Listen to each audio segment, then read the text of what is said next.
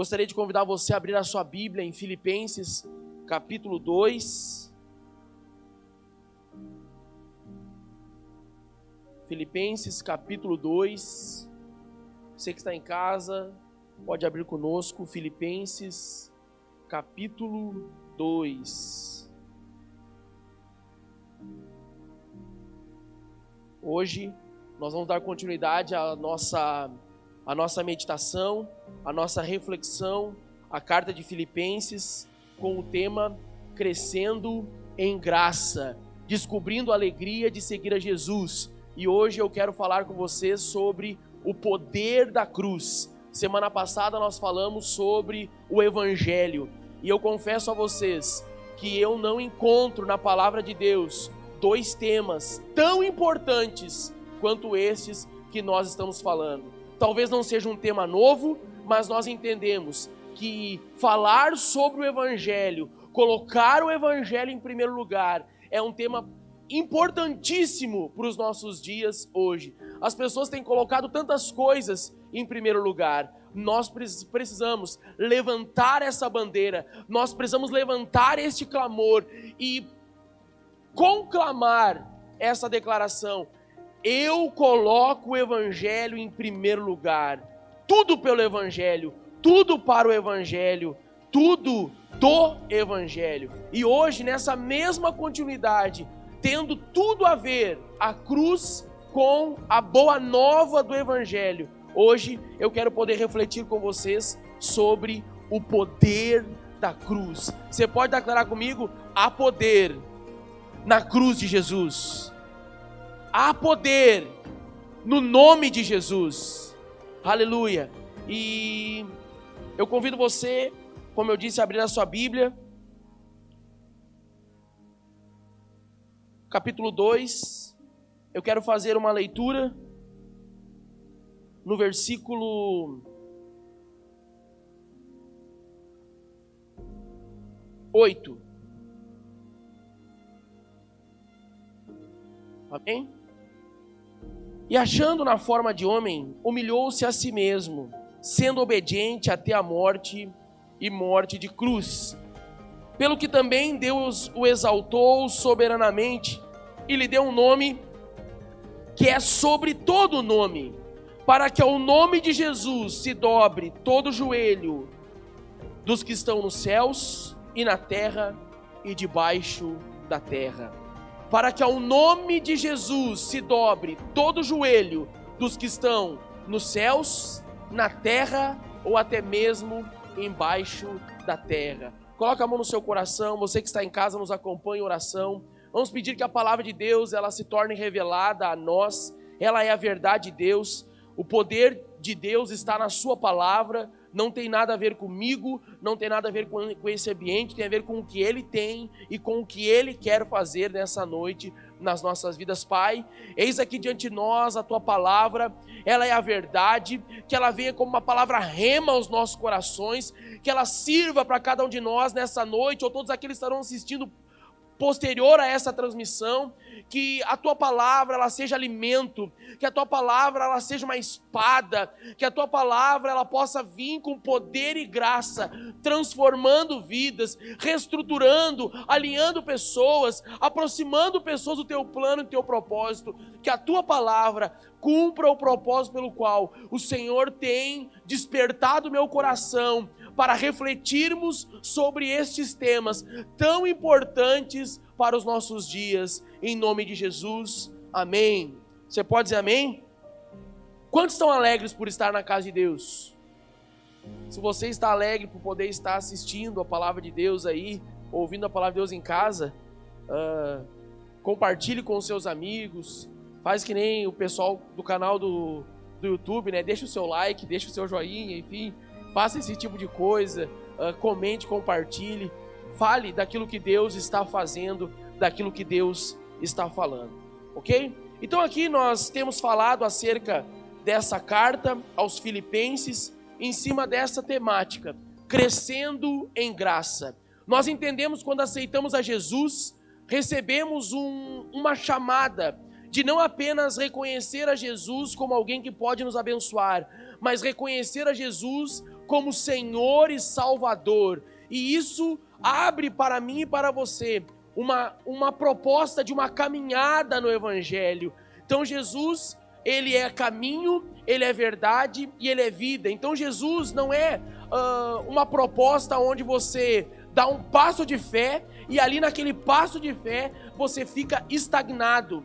Você não sai mais daquele lugar. A proposta de alguém que anda com Jesus é uma proposta de crescimento, é uma proposta de desenvolvimento, de maturidade, de crescimento em graça, de crescimento em sabedoria, de crescimento em maturidade. E para esse ano, a nossa proposta é maturidade, o ano da maturidade, aprender para servir. E a maturidade, ela vem de várias formas, mas principalmente ela vem por meio das dificuldades, por meio das lutas, por meio das crises, porque é no meio das lutas, é durante a crise que nós somos desafiados a rever os nossos valores, os nossos alvos, os nossos objetivos, as nossas metas, ou melhor, somos desafiados a rever a nossa prioridade. E a palavra então para nós é: o que mais importa para nós? Na semana passada nós aprendemos a colocar o Evangelho em primeiro lugar. Colocar o reino de Deus, como Jesus diz em Mateus capítulo 6, mas antes, buscai o reino de Deus e a sua justiça, e as demais coisas serão acrescentadas. Buscai em primeiro lugar o reino de Deus. E a cruz, ela tem tudo a ver com o Evangelho. A cruz é a coroação do Rei Jesus. Foi na cruz que Ele consumou tudo aquilo que estava estabelecido para mim e para você. A palavra de Deus nos diz em Isaías capítulo 53, que na cruz, Ele levou sobre si as nossas dores, as nossas enfermidades, o castigo que nos traz paz foi posto sobre os seus ombros, e pelas suas pisaduras nós somos curados. Nós fomos curados, é o que diz a Bíblia. Então é na cruz que se consumou. Quando Jesus estava na cruz, Ele fez uma declaração. Ele disse no seu último suspiro: Tetelestai, que significa está consumado. E o que Ele consumou? Ele colocou debaixo dos seus pés, Ele levou as nossas dores, Ele levou a nossa angústia, Ele preparou um caminho para que eu e você pudéssemos viver, um caminho de crescimento em graça. O que às vezes me admira é que muitas pessoas reconhecem a Jesus como Senhor e elas ficam estagnadas no mesmo lugar. Elas não crescem, elas não desenvolvem. Embora muitas vezes anos de caminhada com Jesus, elas estão ali, estagnadas no mesmo lugar. O mesmo Jesus que lhe foi apresentado no dia em que ela decidiu caminhar com Jesus. É o mesmo Jesus que ela conhece há 5 anos, há 10 anos. Então a proposta de Jesus para mim e para você é de conhecê-lo. Jesus, Ele tem para mim e para você uma proposta de relacionamento.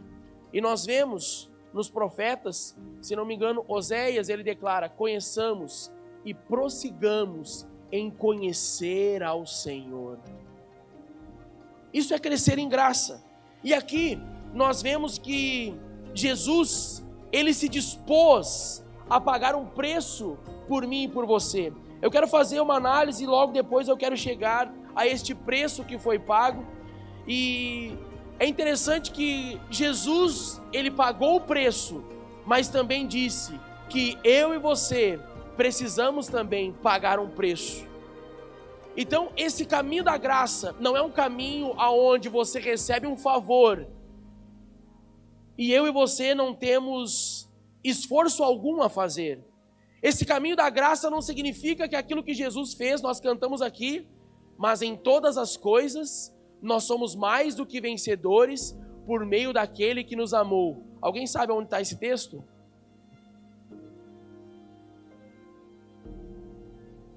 A gente canta, a gente precisa saber o que a gente canta. Está em Romanos capítulo 8. O cântico de vitória. Nós somos mais que vencedores por meio daquele que nos amou. Daí lá ele vai dizer, nem a espada, nem o perigo, nem a fome, nem a nudez. Nós podemos hoje, diante de nós temos uma situação difícil, uma situação ali fora que assola as pessoas, não assola apenas a nossa cidade, uma situação que tem assolado o planeta Terra. E nós temos diante desta situação a oportunidade de encher o nosso coração de fé e dizer, mas diante de todas essas coisas, eu sou mais que vencedor por meio daquele que me amou. Ele diz que nada pode nos separar do amor de Deus que está em Cristo Jesus, nem a fome, nem a tristeza, nem a espada, nem a perseguição, nem o perigo, nada pode nos separar do amor de Deus. A situação que nós estamos vivendo é propícia para que nós possamos crescer em graça, porque é no tempo da dificuldade que nós temos a oportunidade de colocar em prática aquilo que nós cremos. Você crê nesta palavra? Que nada pode separar do amor de Deus que está em Cristo Jesus? Você crê que independente da perseguição, da espada, da fome, da nudez, do perigo, você crê que você é de Jesus e nada pode arrebatar você das mãos dele? Então este é o tempo onde que eu e você podemos colocar em prática o que nós cremos. Então nós entendemos que Jesus fez algo por nós naquela cruz, quando ele disse Tetelestai, está consumado. Ele fez algo por mim e por você. Ele pagou um preço que eu e você não poderíamos pagar, o preço pela nossa remissão dos nossos pecados, o preço pela nossa justificação. Até o presente momento, a cultura do povo era de oferecer a Deus sacrifícios por expiação do pecado do povo. Então quando alguém pecava, oferecia um sacrifício a Deus, um cordeiro, ofereciam dependendo do tipo de pecado que a pessoa estava querendo apresentar diante de Deus e ser absolvida daquela culpa, era o tipo de sacrifício que ela fazia. Alguns casos eram pombos, enfim, eram sacrifícios de expiação, ou seja, era um sacrifício que iria tornar novamente o povo justo. O sangue derramado seria recebido por Deus e iria absolver. Então nós vemos que Jesus, ele é o cordeiro que se colocou no meu lugar, no teu lugar. Nós tínhamos uma dívida impagável. Por isso que a palavra de Deus diz que o salário do pecado é a morte, mas o dom gratuito de Deus é a vida eterna. Aonde está esse dom gratuito de Deus? Em Cristo Jesus. Assim como nós vemos em Efésios capítulo 2, que pela graça sois salvos, isso não vem de vós, é dom de Deus. Quem é este dom de Deus? É Cristo Jesus. A graça é uma pessoa, a graça é um dom, é um presente que eu e você recebemos no momento em que enchemos o nosso coração de fé para crer em Jesus. E isso não é algo que é possível por mérito humano, porque a palavra de Deus vai dizer no mesmo texto, isso não vem de vós, para que ninguém se glorie. É um favor de Deus. Mas ao mesmo tempo que nós entendemos que a graça alcança o nosso coração, que esse favor nos alcança, que esse favor transforma as nossas vidas, como fruto dessa graça, como fruto desse favor e como manifestação do agir de Deus na minha vida, conforme eu vou crescendo em graça, eu vou manifestando frutos evidentes do amor de Deus que está em mim, da vida de Deus que está em mim, da transformação de Deus que é gerada em mim por meio da sua palavra. Eu vou manifestando frutos, e esses frutos dizem respeito também a uma entrega. Esses frutos dizem respeito também a uma capacidade de renunciar. Como eu falei na última oportunidade aqui, Tito, capítulo 2, versículo 8, se não me engano.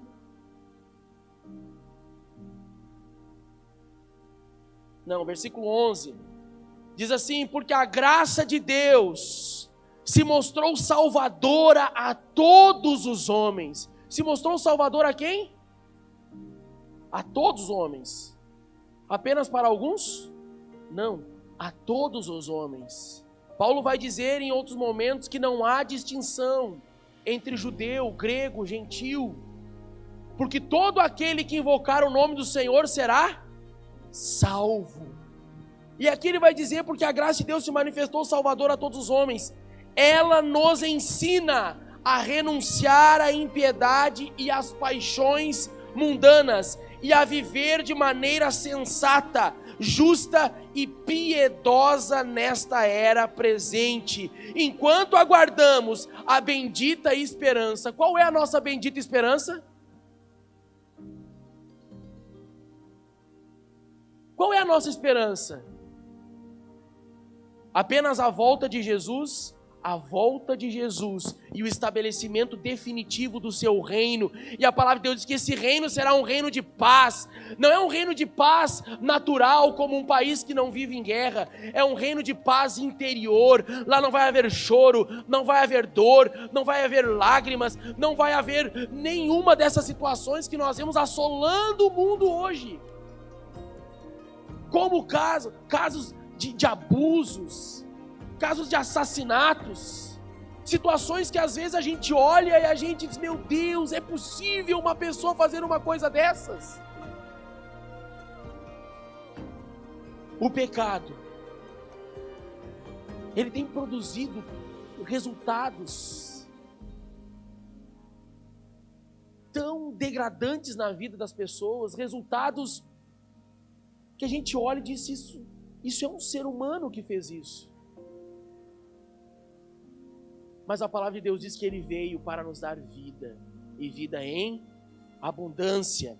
E o que eu quero dizer aqui, que da mesma forma que Cristo Jesus, Ele se entregou por nós, o convite dEle para aqueles que estão dispostos a crescer em graça, é também se entregar a Ele. Se entregar da mesma forma que Ele se entregou. E uma das formas de se entregar, Ele inicia no capítulo 2 aqui, falando nos versículos iniciais.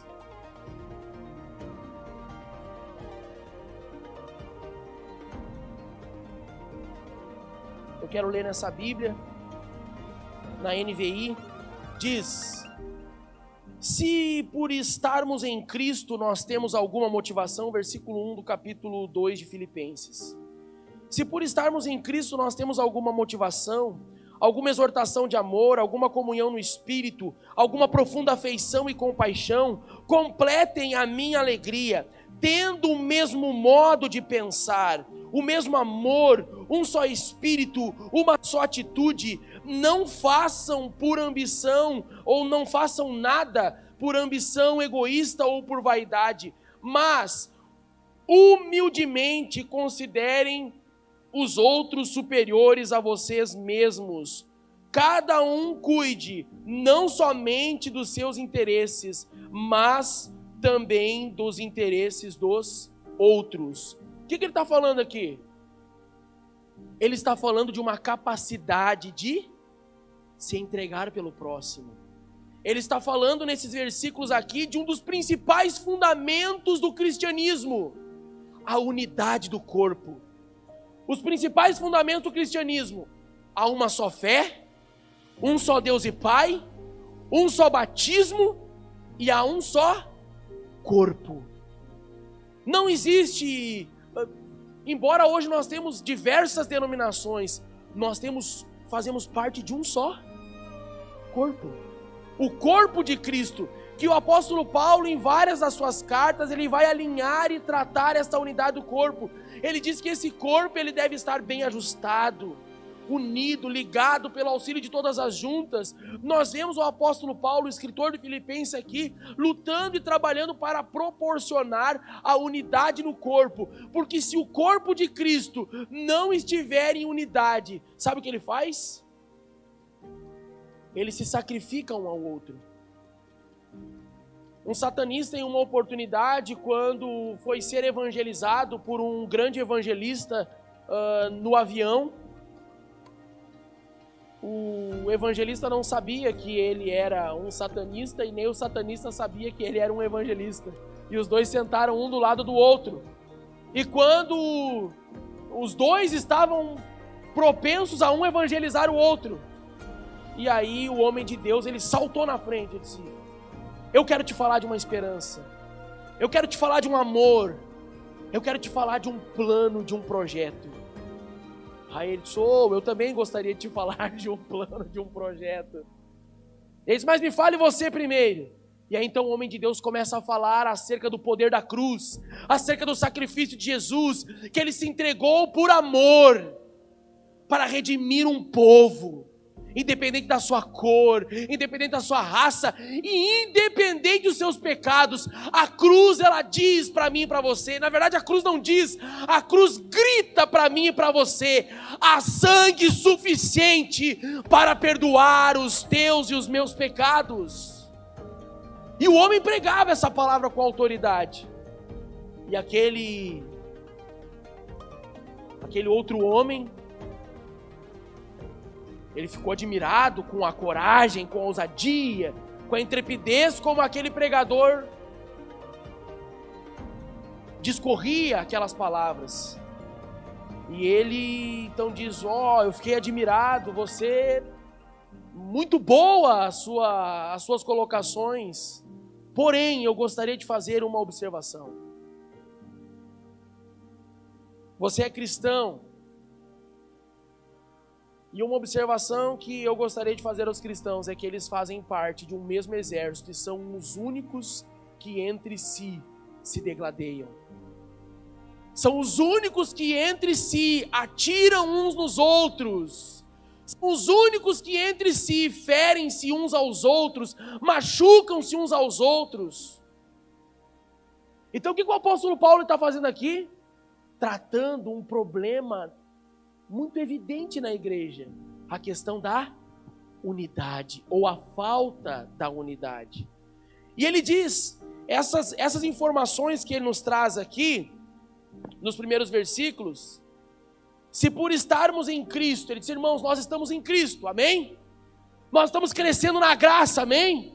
Nós estamos desenvolvendo a nossa fé, nós estamos caminhando com Jesus, nós estamos em Cristo, somos discípulos de Jesus. E se isso é uma verdade, temos alguma motivação, temos alguma exortação de amor, alguma comunhão no Espírito, alguma profunda afeição e compaixão. A minha outra Bíblia aqui vai dizer: se há algum conforto em Cristo. O termo original aqui, se você for fazer uma pesquisa, você vai encontrar que ele está falando sobre consolação. Ele disse: se nós, por estarmos em Cristo, consolamos uns aos outros, estendemos as mãos, abraçamos uns aos outros. Agora nós estamos num tempo onde não se pode abraçar. Eu fui num velório esses dias, e uma situação extremamente... porque você não pode abraçar as pessoas. E tudo que você quer é consolar a outra pessoa por meio de um abraço.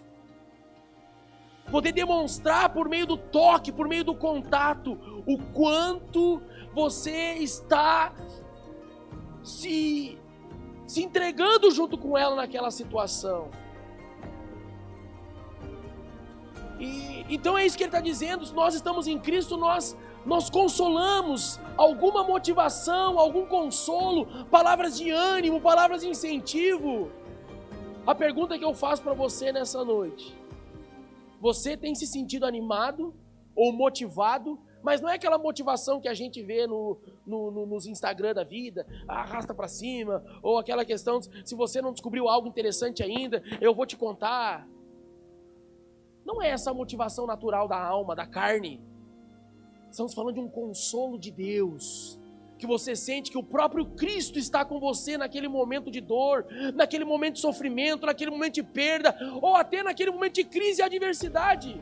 A pergunta que eu faço é: você que tem crescido em graça, tem se sentido consolado no meio do corpo de Cristo? Se você não tem se sentido consolado no meio do corpo de Cristo, você precisa avaliar duas questões.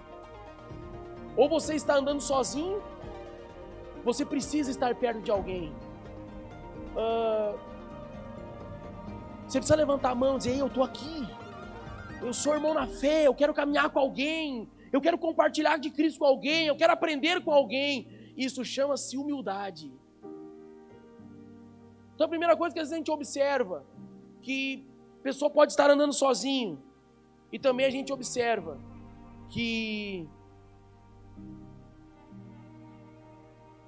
talvez você possa estar tão machucado, tão ferido, tão desiludido com relacionamentos. Isso é uma verdade? Que você não julga necessário estar com alguém, que você entende que apenas Cristo é o suficiente. O apóstolo Paulo aqui vai dizer que não, que é extremamente importante estar ligado uns aos outros, porque o verdadeiro discipulado é compartilhar Cristo uns com os outros, do amor e da graça de Deus. Aí ele vai dizer: então, você tem motivado alguém? Você está sendo motivado pelo relacionamento entre os irmãos?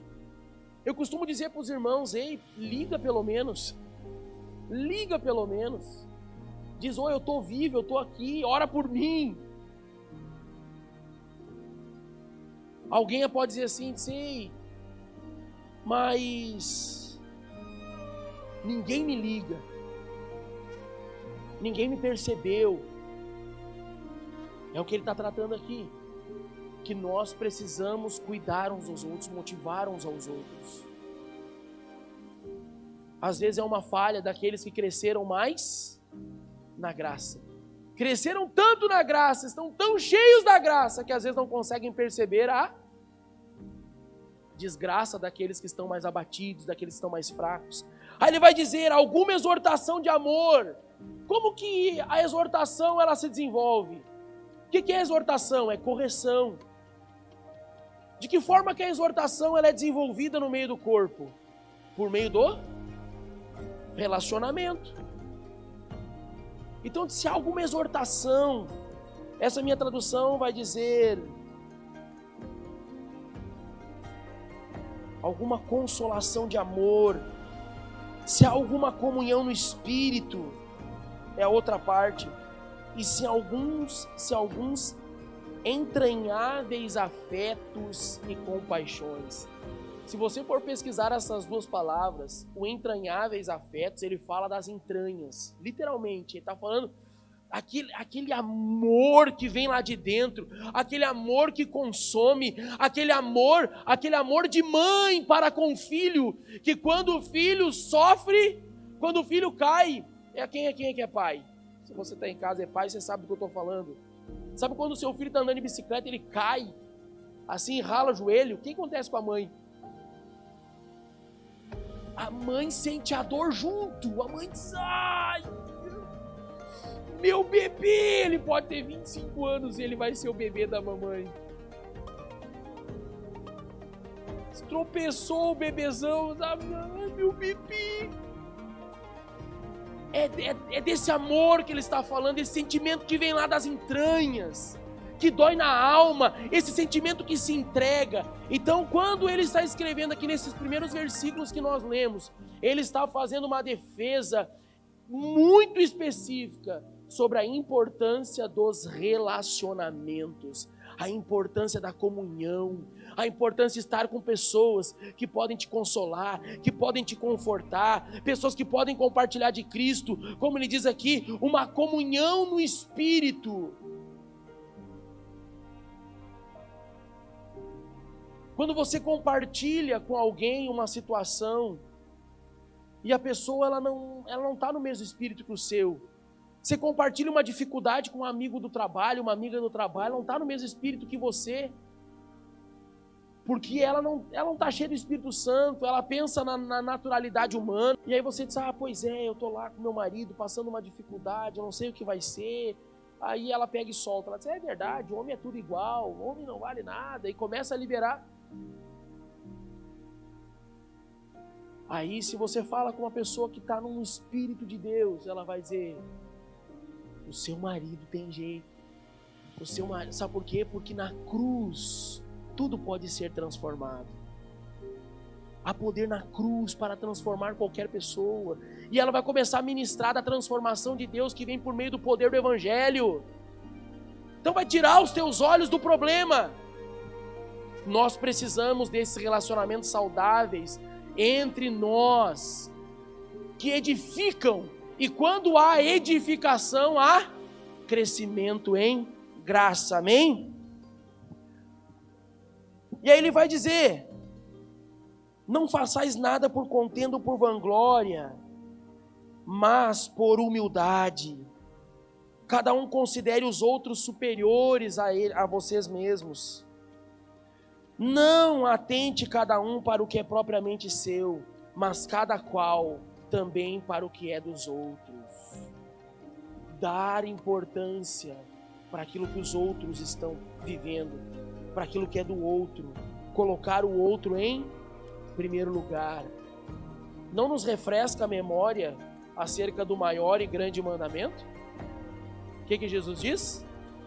Para amar a Deus sobre todas as e ao próximo, como a nós mesmos. Ame. E o amor, eu falei outro dia aqui, não é aquele amor romantizado, não é aquele amor de Hollywood, é um amor com entendimento, um amor que se entrega, um amor de 1 Coríntios 13, o amor todo sofre, o amor todo espera, o amor todo suporta, não se vangloria, não se preocupa com seus próprios interesses, não suspeita mal. O amor, ele se entrega. Amém? E aí ele vai dizer: de sorte que haja em vós, o versículo 5, o mesmo sentimento que houve também em Cristo Jesus, que sendo em forma de Deus, não teve por usurpação, ou não considerou o fato de ser igual a Deus. Versículo 6, que sendo em forma de Deus, não teve por vanglória ou por soberba o fato de ser Deus, mas aniquilou-se a si mesmo, tomando a forma de servo, fazendo semelhantes aos homens, achando na forma de homem, humilhou-se a si mesmo, sendo obediente até a morte e morte de cruz. Estes versículos que nós lemos aqui, eles são um dos versículos mais importantes do Novo Testamento, basicamente. Ele define o conceito da teologia de Paulo, que Jesus Cristo é Deus, 100% Deus e 100% homem, porque Ele se fez homem, Ele se entregou, Ele se esvaziou. E aqui eu quero, com esses versículos, estabelecer dois conceitos que mostram para mim e para você se nós estamos nesse processo de crescimento em graça. O que ele diz aqui acerca das virtudes ou das qualidades de Jesus? Mas aniquilou-se a si mesmo. Em outra tradução vai dizer que Ele se esvaziou. Esse crescimento em graça faz com que eu e você venhamos a nos esvaziar, nos anular. E eu compartilho mais uma vez do mesmo exemplo.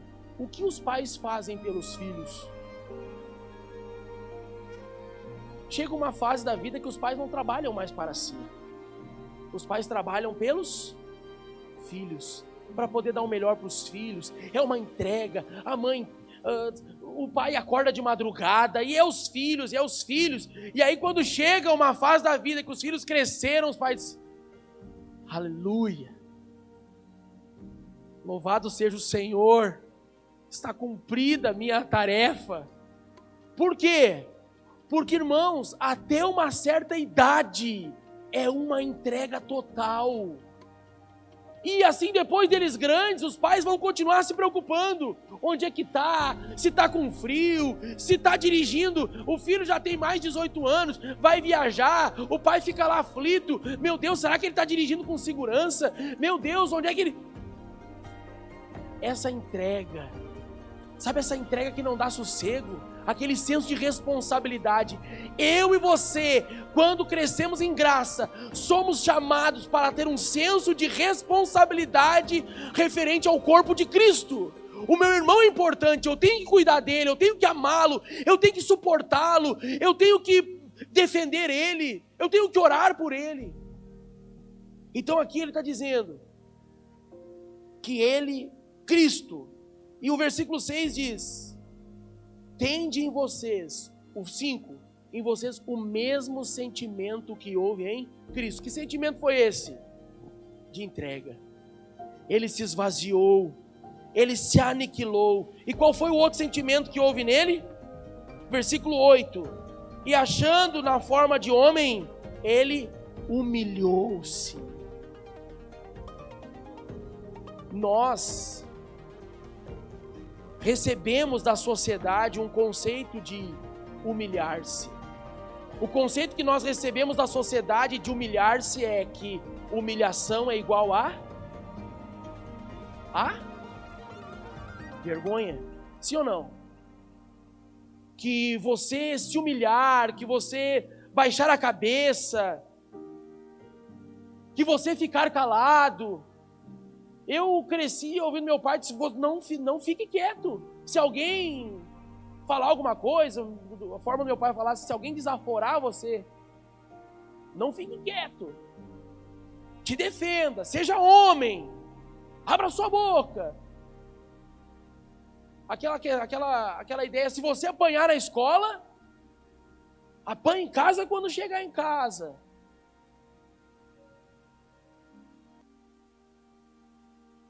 Até que ponto isso vai na direção do Evangelho? Então a gente recebeu essa informação de que se humilhar é sinônimo de vergonha. E o que aconteceu com Jesus? Sendo justo, o Filho de Deus, ele não se defendeu, ele não disse: que vocês estão de sacanagem comigo, pô? Sabe por quê? Ele não tinha crise de identidade, ele não precisava se auto-justificar, e ele tinha clareza do plano de Deus. O que Deus diz a respeito dos humildes? Aqueles que se humilham, Deus exalta, e aqueles que se exaltam, Deus abate, diz Tiago. Olha que interessante. Então o caminho de crescer em graça é um caminho de humilhação. É um caminho de ficar com a boca fechada muitas vezes. É um caminho de morte, de não ter que se justificar. Eu vi uma história muito interessante há poucos dias, um pastor que eu acompanho no Instagram, ele falou acerca do filho, de uma experiência que teve com a filha dele, e ele estava falando sobre paternidade. Ele disse: eu tive uma experiência com a minha filha, um menininho ofendeu ela, chamou ela de bruxa e feiticeira, e aí ela entrou no carro chorando, quando ele foi pegar ela na escola, e ela disse: papai, aquele menino me chamou de bruxa e de feiticeira. E ele então... ele entra no carro e diz: minha filha, você é bruxa? Ela disse: não. Você é uma feiticeira? Não. Então, deixa isso pra lá. Ele estava querendo ensinar a ela o princípio de que, às vezes, o calado, ele vence. Às vezes, quem fica quieto sai melhor na história. Ele disse: então, você não precisa se justificar. Mas, ao mesmo tempo, aí ela disse: papai, o pior de tudo não é isso. O pior de tudo é que nós estamos andando sem resolver essa situação, e ele está lá atrás rindo e debochando da minha cara, porque eu falei para ele: quando meu pai chegar, ele vai te chamar para conversar. No mesmo momento ele pisou no freio, encostou, manobrou, disse: então nós vamos lá falar com esse moleque. E ele voltou lá e disse: ô moleque, ô menino, o que você falou da minha filha? Você chamou ela de bruxa? Você chamou ela de feiticeira? Deixa eu te falar uma coisa: a minha filha, ela não é uma bruxa e ela não é uma feiticeira.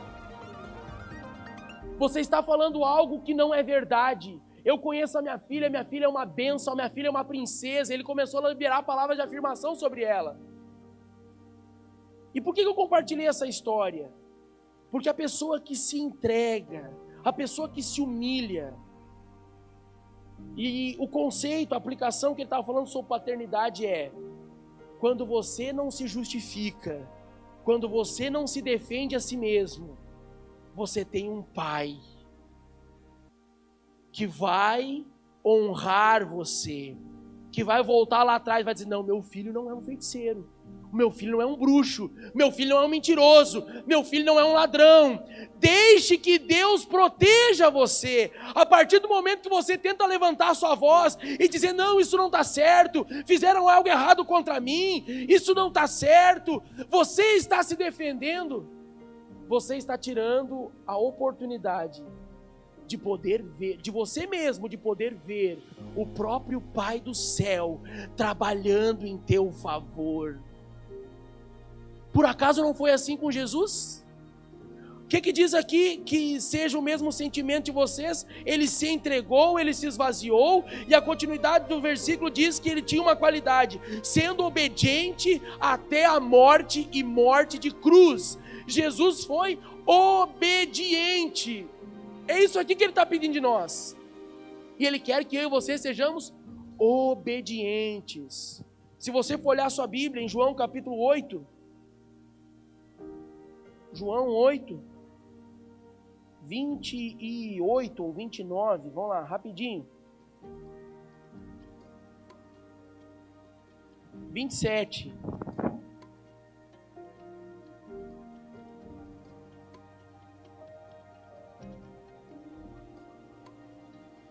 Versículo 27.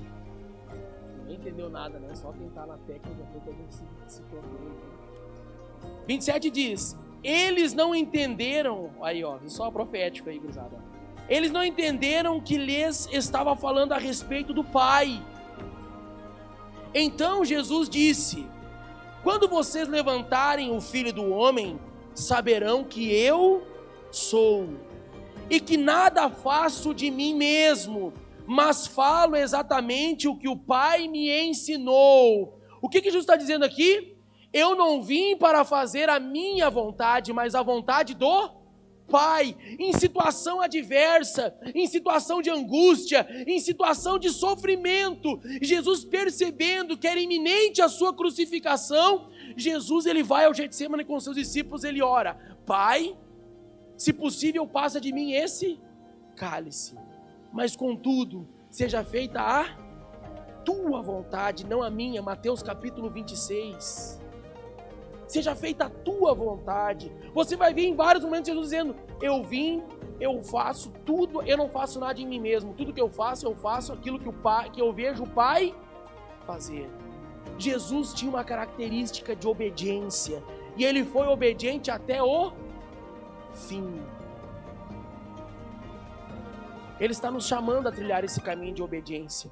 Nós vamos encontrar nos evangelhos ele ensinando aos seus discípulos que todo aquele que obedecer verdadeiramente os seus mandamentos será o seu discípulo. Tiago vai nos falar que nós temos que obedecer a palavra, não apenas ser ouvintes, mas ser praticantes, porque aquele que ouve a palavra e não a pratica é como aquele que é levado pela onda, ou até aquele que contempla o seu rosto sobre o espelho, não tem permanência. Então aqui Jesus está dizendo que ele faz a vontade do Pai. Qual é a voz que nós ouvimos quando Jesus ele cumpre as profecias e ele é batizado por João? Este é o meu filho amado, em quem me comprazo.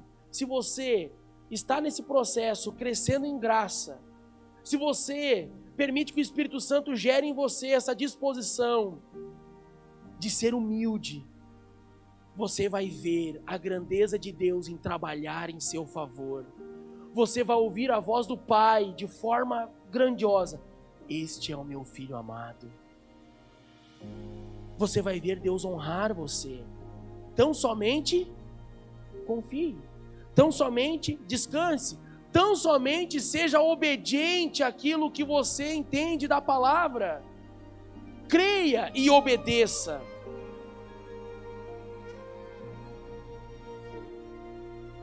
Ele termina dizendo que ele foi obediente até a morte e morte de cruz. Pelo que também Deus o exaltou soberanamente, lhe deu um nome que está sobre todo nome, para que ao nome de Jesus se dobre todo o joelho dos que estão nos céus, na terra e debaixo da terra.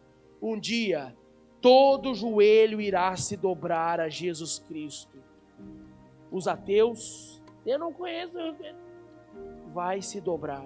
Nós temos a oportunidade hoje de dobrar os nossos joelhos diante da cruz, porque reconhecemos que a mensagem da cruz é a única que pode perdoar os nossos pecados, é a única que pode nos reconciliar com Deus. Nós recebemos hoje a oportunidade de nos prostrarmos diante da cruz, reconhecendo que o sacrifício de Jesus é suficiente para nos redimir para com Deus. Por isso que a cruz é poderosa. Se não existisse a cruz, não haveria remissão, não haveria justificação. É na cruz que Jesus é coroado. Se você for observar, é interessante que no Antigo Testamento e também nas culturas pagãs, os homens, eles faziam sacrifícios para serem recebidos, aceitos diante de Deus, para que a sua culpa fosse apagada. Olha que interessante, o nosso Deus, ele é tão especial, ele é tão diferente de qualquer outro Deus, que ele decidiu parar de receber sacrifícios. Ele mesmo desceu do seu trono de glória e ele se colocou como o próprio sacrifício, para que nós não precisássemos mais ficar realizando sacrifícios.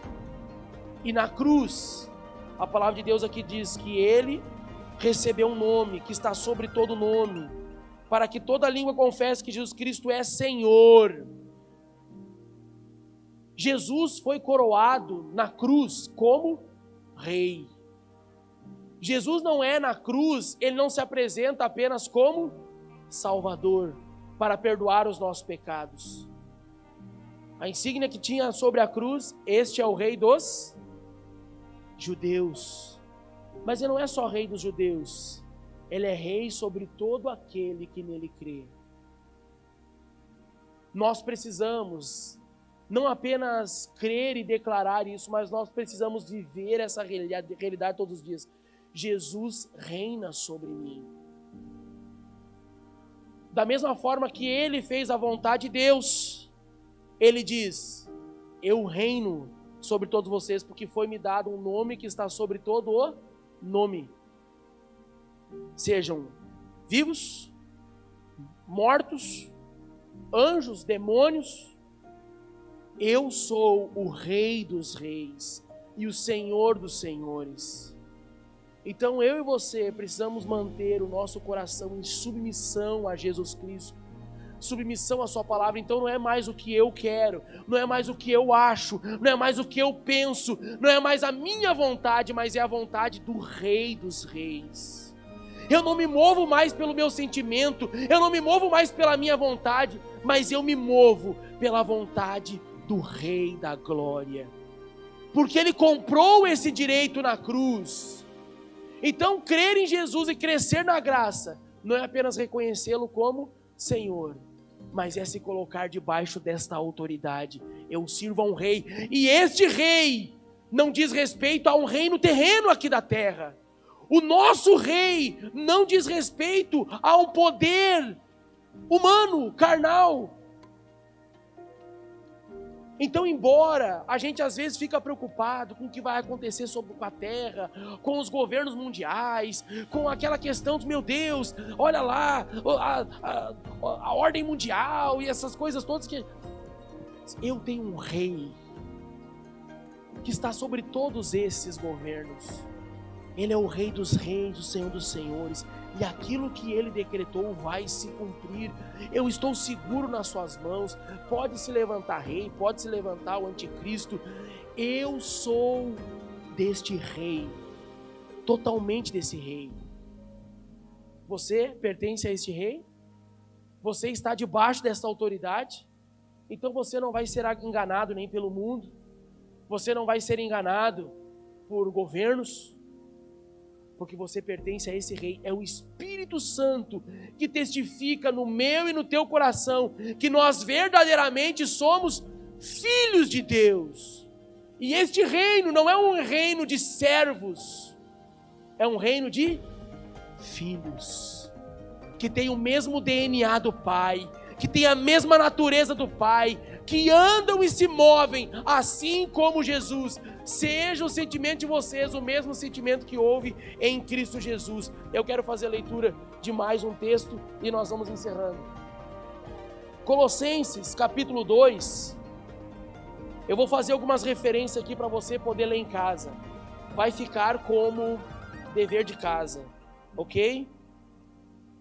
É muito fácil de gravar. Eu procuro gravar a palavra de Deus, os versículos, de forma visual. Nós lemos Filipenses capítulo 2, certo?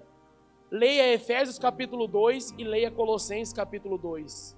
Você vai achar engraçado como a palavra de Deus ela se conecta até referente à questão dos números. Você vai ver que o discurso do apóstolo Paulo é quase o mesmo. Olha o que ele diz em Colossenses capítulo 2. Versículo 6. Portanto, assim como vocês receberam Cristo Jesus, o Senhor, continuem a viver nele, enraizados, edificados nele, firmados na fé, como foram ensinados, transbordando de gratidão. Tenham cuidado, que ninguém os escravize às filosofias vãs e enganosas, que se fundamentam nas tradições humanas e nos princípios elementares deste mundo, e não em Cristo. Pois em Cristo habita corporalmente toda a plenitude da divindade, e por estarem nele, que é a cabeça de todo o poder e autoridade. Quem Cristo é? O cabeça de todo o poder e autoridade. Vocês receberam a plenitude. Nele também vocês foram circuncidados, não com uma circuncisão feita por mãos humanas, mas com uma circuncisão feita por Cristo, que é o despojar do corpo na carne. Isto aconteceu quando vocês foram sepultados com ele no batismo e com ele foram ressuscitados, mediante a fé no poder de Deus, que o ressuscitou dentre os mortos. Quando vocês estavam mortos em pecados e na incircuncisão da carne, Deus os vivificou com Cristo. Ele nos perdoou todas as transgressões. O poder da cruz nos vivifica em Cristo, amém? O poder da cruz perdoa todas as nossas transgressões, amém? E o versículo 14 diz: e cancelou a escrita de dívida. O poder da cruz cancela, anula o escrito de dívida. Se havia maldição sobre a tua vida, se alguém algum dia amaldiçoou você, os teus pais, quem quer que amaldiçoe você, depois de Cristo, não há mais maldição para aqueles que estão em Cristo Jesus. A cruz de Cristo é poderosa e suficiente para apagar qualquer maldição do passado. Eu e você não precisamos mais viver nelas. Ele cancelou a escrita de dívida, que consistia em ordenança e que nos era contrária. A palavra de Deus diz: ele a removeu, pregando-a na cruz, e tendo despojado os poderes e as autoridades, fez dele um espetáculo público, triunfando sobre eles na cruz. A cruz é o lugar de triunfo de Jesus. A cruz é o momento onde ele está sendo coroado como rei e ao mesmo tempo sendo entregue em meu e teu favor como sacrifício vivo, não apenas para perdoar os nossos pecados, mas como nós vimos aqui, para nos vivificar, para perdoar as nossas transgressões, para cancelar o escrito de dívida. E eu e você podemos dizer, assim como Paulo em Gálatas, capítulo 2, versículo 20, Colossenses 2, Filipenses 2, Efésios 2 e Gálatas capítulo 2, versículo 20, o apóstolo Paulo diz: eu fui crucificado com Cristo, portanto, já não vivo mais eu, mas a vida que agora eu vivo na carne, eu vivo na fé do Filho de Deus, que me amou e se entregou por mim. O convite de Jesus é para que eu e você possamos, assim como nessa foto, possamos nos prostrar diante do poder da cruz. Mas não porque o nosso rei, ele é um ditador. Se nós não fizermos, ele vai nos lançar no inferno. Por amor, porque nós entendemos o amor que foi demonstrado naquela cruz. Sabe por que ele se entregou naquela cruz? Foi por amor. Você é amado de Deus, você é precioso para Deus. Então não permita que nenhuma das situações que hoje possam estar prendendo você, possa estar trazendo ao teu coração uma sensação de angústia, elas possam vencer e superar você. Sabe por quê? Porque a cruz é poderosa para desfazer com todas as estratégias do diabo. A cruz é poderosa para quebrar com todas as cadeias, com todas as amarras. Há sangue suficiente na cruz, porque ele, como obediente, ele se entregou de forma justa. Se eu e você fôssemos para aquela cruz, não teria efeito nenhum. Sabe por quê? Porque nós somos pecadores, mas ele não. Ele foi justo, santo, o Cordeiro, sem mancha, sem mácula. Com a sua boca fechada, ele foi levado ao matadouro. O convite é para que nós possamos nos prostrar diante do poder da cruz. O apóstolo Paulo, aos Coríntios, em 1 Coríntios, ele vai dizer: eu prego a cruz de Cristo. Eu não prego com filosofia humana, com filosofia terrena. E ele vai dizer que a pregação da cruz é loucura. É loucura para aqueles que estão se perdendo, mas para aqueles que estão sendo salvos, é o poder de Deus. Porque a pregação do Evangelho diz respeito a um Deus que se esvaziou da sua glória e se ofereceu em sacrifício numa cruz, para compartilhar comigo e com você da sua natureza, da sua vida. E isso foi por amor. Eu e você não podemos desprezar essa mensagem. Nós temos que viver com alegria. O tema da carta de Filipenses é alegria. Esse era o motivo da alegria de Paulo. Por isso que ele cantava na prisão. Por isso que ele continuava vivendo e pregando o Evangelho, independente do que pudessem fazer com ele. Vamos colocar de pé.